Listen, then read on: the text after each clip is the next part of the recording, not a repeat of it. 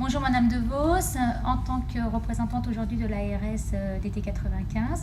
pouvez-vous nous donner votre ressenti par rapport à cette matinée sur l'évaluation quadriennale? Je trouve que le champ des thématiques qui ont été abordées dans le cadre de ces matinées était intéressante, que ce soit effectivement le professeur Lombraille avec plus le côté plus généraliste qui posait effectivement le problème.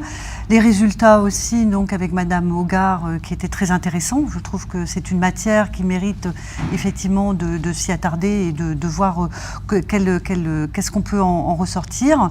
Et puis,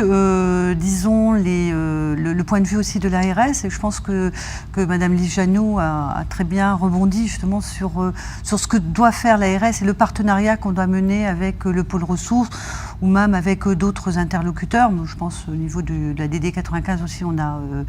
Cordep 95. Et je pense que c'est aussi toute cette matière, enfin tous ces acteurs qui vont travailler ensemble pour essayer d'améliorer cette évaluation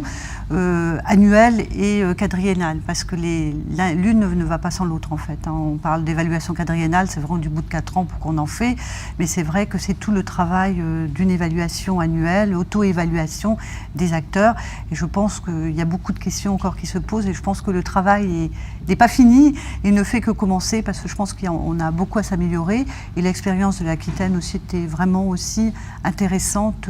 d'avoir un apport un petit peu d'une autre région, de voir comment ça se passe. On n'a pas toujours les mêmes, comment dirais-je, la même façon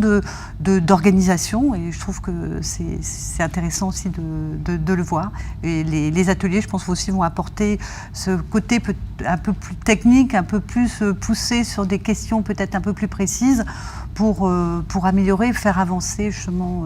toute cette problématique de l'évaluation, les indicateurs, qu'est-ce qu'on prend prend pas, qu'est-ce qui est le plus facile pour les promoteurs, parce que c'est surtout eux aussi qui sont en première ligne, et il faut au maximum leur faciliter le travail.